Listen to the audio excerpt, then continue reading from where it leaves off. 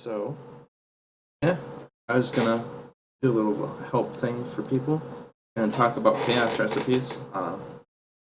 What's a good idea in order to, like, what items to save and stuff. Normally, when I'm doing a chaos recipe, with my jewelry at least, I always make sure my jewelry isn't the best. Like, I don't know, unset rings, only a couple builds are really gonna want one of those. It's usually gonna be like a summoner build, or like, trying to think of another build that would really want a curse build. Maybe use this. But I mean, it's not a super popular ring. And then like anything with lower rolls on it, I usually put over here. The sapphire, you could probably identify it and use it for the one chaos pile. But basically, in order to make a chaos recipe, take and get one piece of every equipment that you have that you save up, and it's usually better to save unidentified stuff. You can identify stuff and use that too, but identified stuff gives only one chaos compared to two chaos when it's all unidentified. So it's a good idea to have like a stash tab that you can just toss things into, and have a bunch of rares that are kind of floating around. I mean, you know, and you want to make sure it's one of each item. Like I'm being kind of silly and not. I wasn't paying attention. I was just moving things around. But so you got a helmet. I think actually I don't have boots, so I can't really do it right now. But if I had boots, a helmet, gloves, chest piece, belt, 2 rings, sword, and amulet. If this pair of boots was unidentified, I'd get 2 chaos orbs for this. And generally, it's a good idea to save up the things that are like the Reaver sword could be good, so I'd maybe identify that because it has the potential of being good. But maybe this colossal mallet, because since it's a lower base item, might not be as good. Or probably do it like that. So basically, you just want to get a set of items, and then once you have a full set of items, which I can't do with unidentified, but I can show you the identified. Basically, just take the set.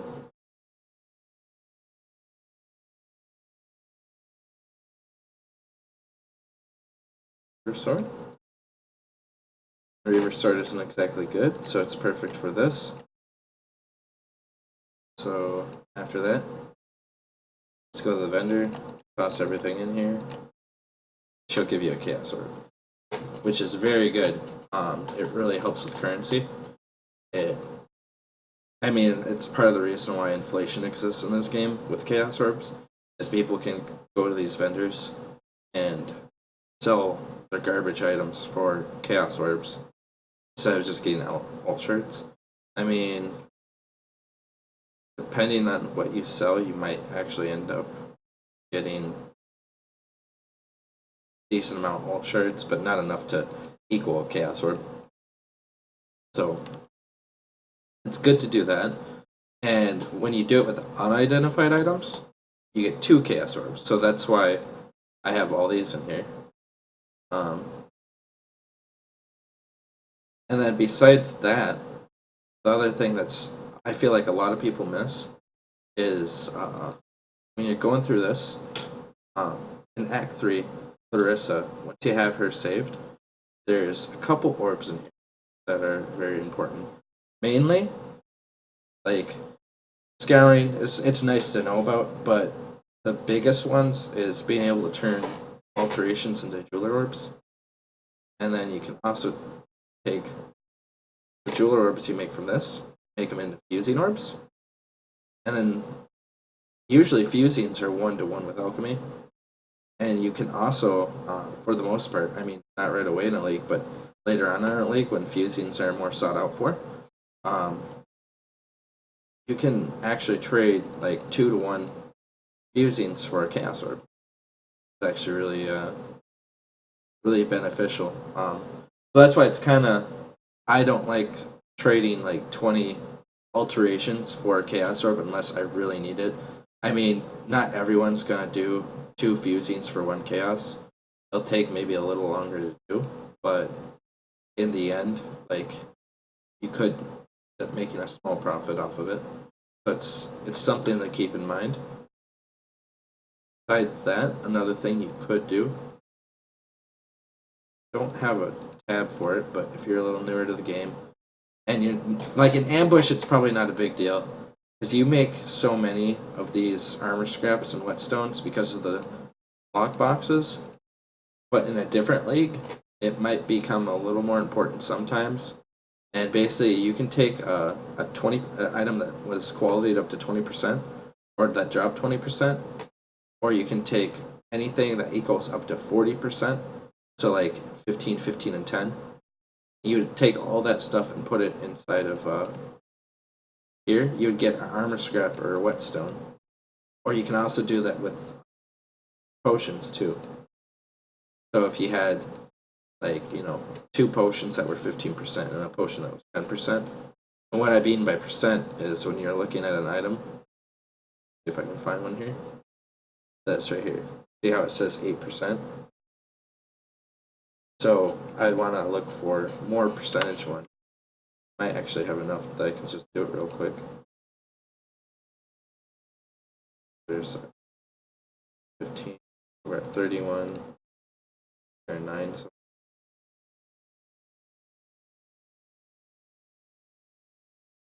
come on, there's got to be a 9. Whatever. Do this. Oops. Alright, so we got a 5.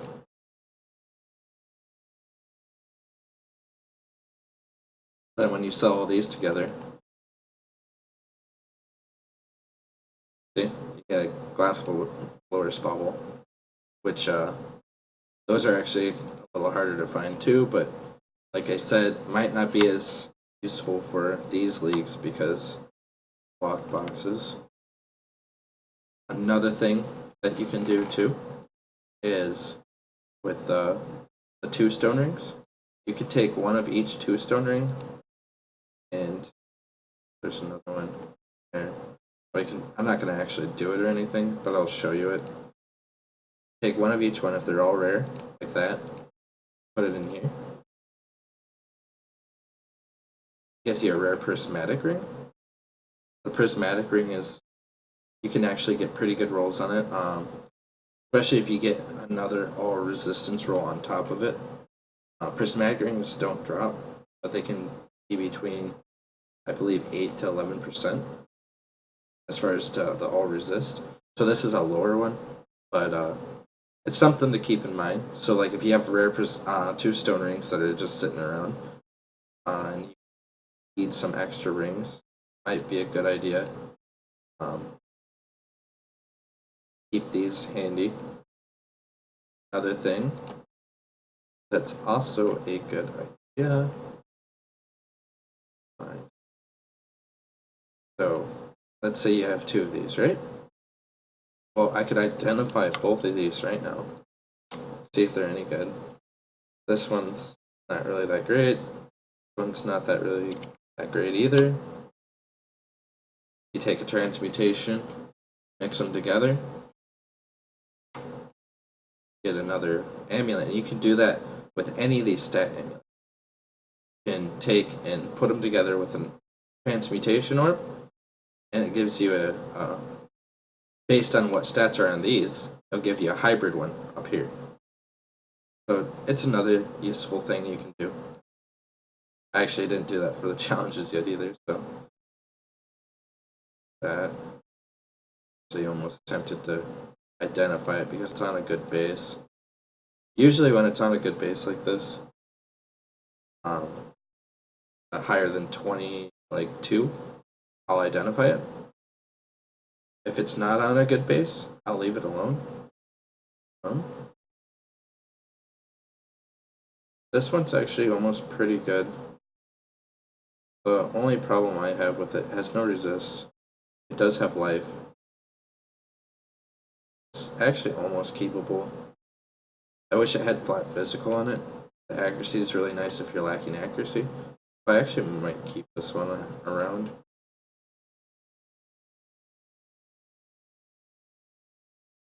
Then after that, I think that's pretty much. Oh yeah, there's another one too. I don't know if I have it around, but there's a recipe you can do with stone hammer.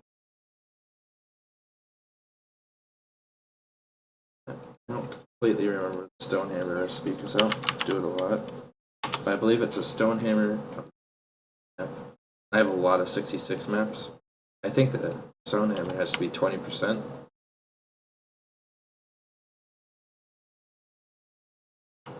Then you vendor those together and you get a chisel, which is actually really handy. So if you're running low on chisels, it's another good recipe.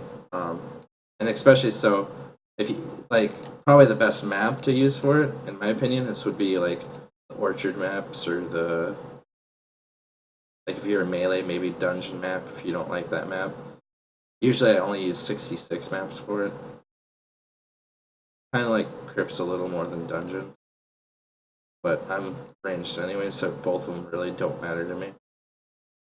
But I'd rather have a chisel either way. So you get a chisel from that.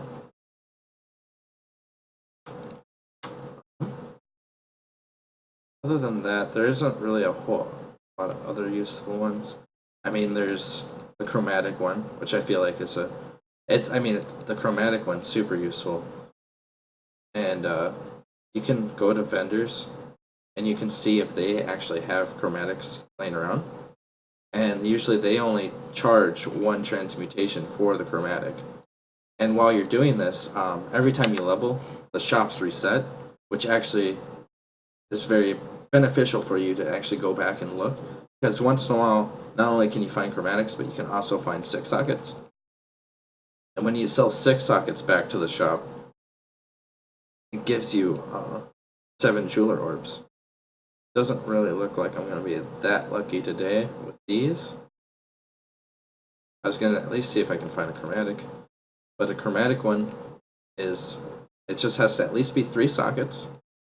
It has to be one of each color, and they all have to be linked. So seeing if they're in the store, just to give you a good idea. But it looks like I'm pretty unlucky today as far as the store goes. 0.5 socket there. That was 6 socket. Try. Didn't think I would be this unlucky. Try cruel. I mean, I don't typically do this all the time, but if you're strapped for chromatics, see, here we go. Got a 6 socket right there, and we're in cruel. So I mean, it's even beneficial to go a difficulty down. And that's why typically sometimes I'll come back. I mean, if you want a little break from maps, not really feeling the grind as much, might be a good idea just to, chill out, look through the vendors, see if you can find anything useful. Because, transmutations are good, but they're not really that useful besides, slapping them on maps. Maybe once in a while when you're trying to craft something with a regal orb. So it's a good idea to like at least use, because otherwise I end up like just amassing them so much that I end up vendoring them for wisdom scrolls when I'm magic finding on one of my characters. So like it's either that or get some chromatics. And I'd rather have one chromatic over a transmutation anyway. Other than that, I'm trying to think of another useful one. I mean, if you find a useless 6 link, you can vendor that for a divine orb. There's not many useless 6 links, but believe it or not, I've ran into it. Earlier this week, I Valorbed a short bow, and I actually have a picture of it. I can show you it. It's kind of funny. See if I can bring it up for you. And basically, I Valorbed it. It was a quill rain before I Valorbed it. And then it rolled into that. which is, you know, whatever. It kind of sucks that it's on a short bow, and it's level 46, so what am I gonna do with that? So, I mean, I got a divine orb out of it, but still, it's something to think about. Like, if you get in a situation like this, you can, you know, hold on to it a couple days. Sometimes you'll find somebody who might find it useful. Other times you might not. So it's just a good idea to just sell it back to the vendor. And I think probably for all the useful, like super useful ones, in races, there's other useful ones that are used more. I feel like they're not used as much for regular um, pigs, but if you can find an iron ring, a gem, sell them together, and get the resistance of that color, and the color meaning green gives you lightning resist, blue gives you, wait, I don't know why green gives lightning resist, but blue gives cold resist and red gives fire resist. It's kind of odd that green gives lightning resist when normally green in this game has been associated with cold, like hatred and cold penetration and stuff like that. That's a bit odd, but it's just something more to think about. You could also, I'm trying to think if there's any other useful ones. Oh, let's say I had 5 of the same rings. I had 5 of these, right? And I decided that actually I might have 5.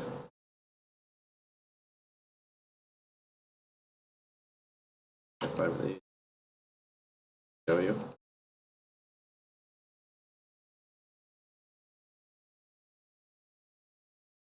Not looking. Well, basically, if you would have had 5 of these, and go up to the vendor, put them all in, and once you had all of them in there, they would actually give you another one that's unidentified, which could be super useful if you're doing the chaos recipe and you're looking for a certain base item, like uh, just for, you know, something that you might need or something that might be valuable. It's a good idea to keep it around because you could either use it for a chaos orb, or if you really like that base item, take 5 of them, vendor them, and then get another unidentified version of that item. That's just a good way of figuring out what's worthwhile. But other than that, I think that's all I'm going to be doing today for this YouTube video. If you have any questions or any concerns, let me know. Comments below.